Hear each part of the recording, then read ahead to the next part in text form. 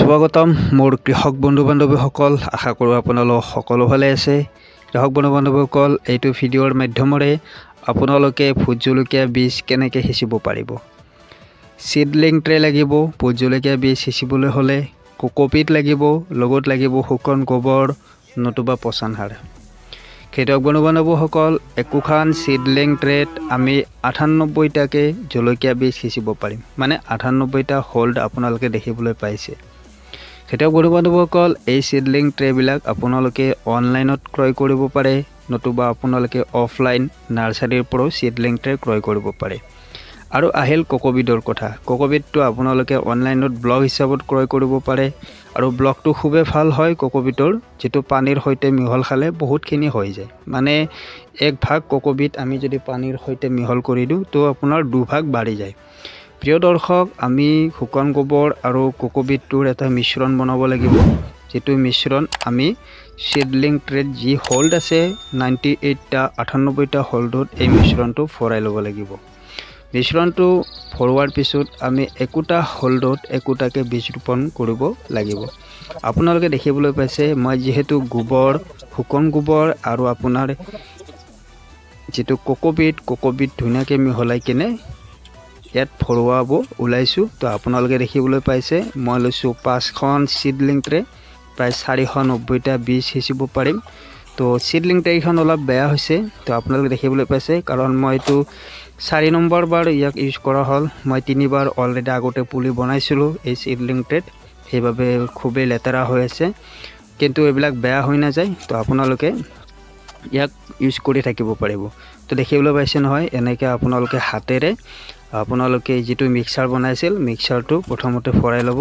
তো এয়া চাওক, মই বাৰু মিশ্ৰণটো ভৰাই লওঁ, আপোনালোকে ভিডিঅ'টো শেষলৈকে চাই থাকিব।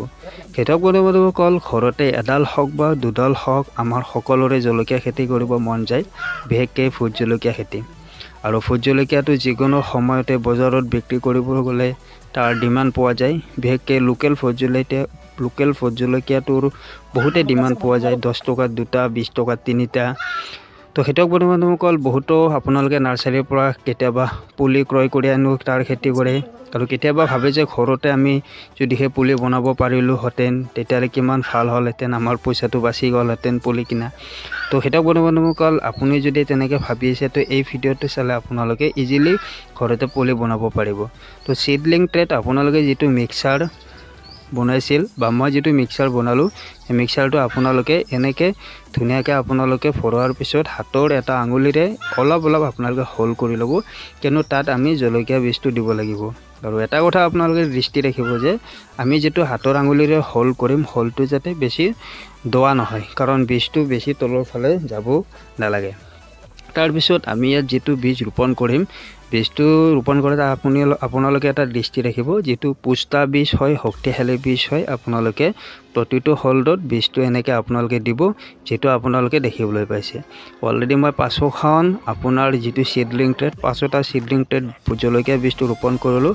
আপোনালোকে দেখিবলৈ পাইছে খুব সুন্দৰভাৱে আপোনালোকে দেখিবলৈ পাইছে 98টাকৈ 5খনত আপোনাৰ 490টা হ'ল, আৰু বীজবিলাকো খুব ভাল জাৰ্মিনেশ্যন হয়।